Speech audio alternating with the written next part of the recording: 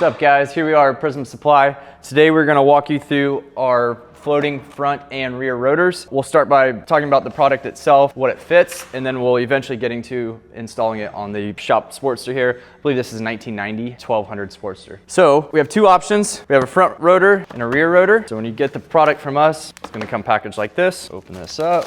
Get rid of the trash. So when you unbox it, this is what you're gonna see. It is a 1, 2, 3, 4, 5, 6, 7 spoke, and they all come drilled. So front rotor contains 5/16 diameter mounting holes. The rear contains 3/8 diameter mounting holes, and again, we'll open that up. They look identical for the most part. When we were designing these, something that we wanted to do is make sure we had this flange adapter that comes with it. So a lot of these hubs, and they're kind of tricky, once we get one apart, you'll be able to see where it mounts, but the hub diameter, some of them measure 2 inch and some of them measure 2.25 inch. So that's why we came out with this adapter. Slips right into the back side. This is made of aluminum, slips right into the stainless rotor like that. So you have the option to either run this or not, depending on the diameter of your wheel hub. Overall diameter of this is 11.5 inches, front and rear. They're both the same. Onto the rear, and here you can see the difference. So you see how the diameter of this hole is larger than that. That's immediately how you can tell it's a rear rotor. But other than that, pretty much identical. Same thing here. This has the flange adapter. Without it, it's for a 2.25 inch hub. With it, it's for a 2 inch hub. The rear fits 1984 to 2013 Harley Davidsons. And again, with this flange adapter, it can fit more years. And the front fits 2000 to 2013, but you can also get it to fit 1984 to 2000 with a slight modification of your front brake pad. So if you were to put this up on this bike right now, the pad would barely hit this little guy right here. So you just kind of have to clearance the pad to fit right by it. So if you clearance that, then it'll fit from 1984 to all the way up to 2013. All right, so I think I got all my tools out. Not really sure. We'll see here in a second. First thing I gotta do, just to remove the rear wheel, is pull this cotter pin, pull the nut off, loosen the chain, and I can slip the axle out. So pull the pin. It's gonna take a minute, Matt. Now it's kind of in a hard spot because it's right at the shock, but there you go. Next thing I'm gonna do is loosen the nut. Make sure it doesn't spin on the other side. It doesn't, it didn't. So I'm loose here. Oh yeah, I got the wheel off the ground right now. So I just put this jack under it. So the wheel's slightly off the table, that size. Loosen those up. Same thing on this side.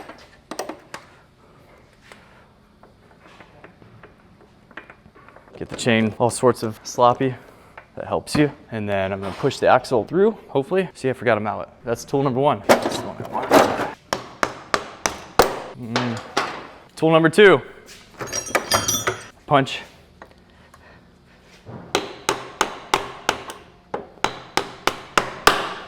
That one seems pretty tight. It's probably been a minute since it's, there we go. All right, axle's out. I can grab these spacers. I'm gonna leave that on this side because I don't wanna get them mixed up. And then pop the chain off. Pull the wheel right out. So that's your rear wheel. All right, next thing we're gonna do is try to get all these Allen heads loose. May have to use some heat, may not.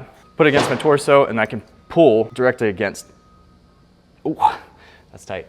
And I don't want to strip it. So we're gonna try some heat. Hopefully heat will break them loose. Ooh, I don't love this. So I just want to use as little torch as possible. Derek's got this old big fat head on here. I'm just trying to heat up. I'm hoping there's some Loctite in there. I'm hoping I can put a little heat and it'll just loosen up the Loctite so I can loosen all the bolts. Shouldn't take much. You're thinking what I'm gonna do here. I could try to impact it, but I'm scared I'm gonna strip them. Ooh! That did it. Whoa, I saw this box. She broke. All right, so the bolts that we're holding this rotor on were super tight. But we got them all loose except for one, and then on the last one, we broke that Allen wrench off inside the bolt. So we tried to hit it with a punch. Tried to hit it with a punch to loosen it. Couldn't get it with a punch. So now we're welding a bolt to it, a different bolt to the head of that bolt, to see if we can put a wrench on it and actually loosen it that way. Let's hope it works. Boom. Like butter.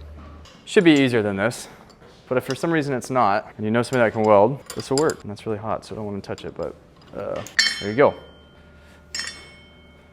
All these are already loose. We cracked them all loose already, so now I just gotta pull them out. All right, get rid of these stupid things and don't ever use those again. They're the worst.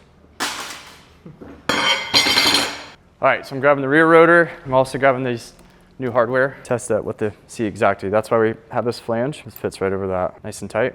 And then the rotor sits right down on that. Gets rid of all that play in there. And we're gonna use these guys, and they should thread right in there. This is a colony part that we sell. It says it fits 1997 and up, Harley Davidson. And the reason that is, or at least I think the reason that is because the older ones were these countersinks. But if you're changing it to our rotor, it doesn't matter. You can use these without the countersink. They sit flat right in here. Got some blue Loctite. If you're going into an aluminum wheel, you never really want to use red. Red's too strong. A lot of people will say don't use red at all. We use red on a lot of things as long as it's not going into aluminum. And it just takes a little dab, not much. All right, they say you want to tighten this in a cross pattern, whoever they is. So tighten this one to Jake foot-pounds, wink, wink. Look in your own manual.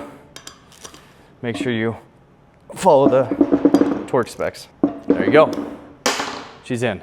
Now we're gonna put her, now that we have the rotor installed, we're gonna bring the wheel back over to the bike, put the axle back in, tighten the chain, tighten the axle, and should be good to go. So this spacer, make sure that's in there, okay?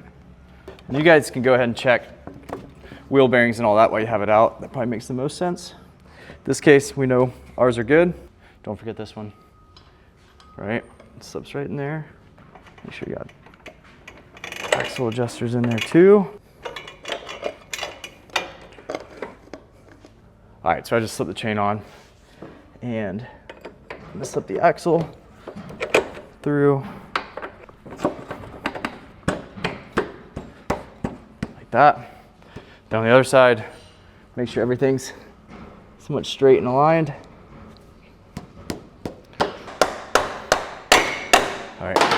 All right, now I'm gonna put the washer on. Make sure you clean all this stuff like we did. Wink, wink. No, really, you should clean it. This is just our parts bike that doesn't get ridden, so. And we're doing it for a video, so trying to make it quick. And I just got it somewhat snug, and then we can come back and adjust the axle. Chain tension, 5/8 wrench. Yeah, there's ways that you can measure it. Refer to your manual to make sure it's straight, but I'm just eyeballing it.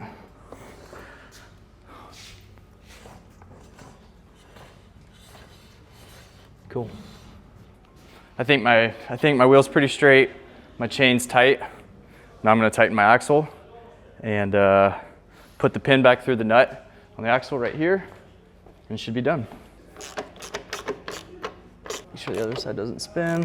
All right, and so now I just gotta tighten the nut to where you can put the pin all the way through it. So I'm gonna rotate it a little bit more. Okay. Use a new pin if you got it. Make your life much easier. And I just bend that over, bend that over. There you go. Voila, she's done. And that's how you install one of our floating rotors. When you're installing the front, it's gonna be much easier than the rear. You have less spacers to deal with, as well as no chain and no chain alignment. So the front's really straightforward, but if you can do the rear, you can easily do the front. And it really shouldn't take that long. As long as these 5 bolts come out fine, I'd say it's a 30 minutes tops job.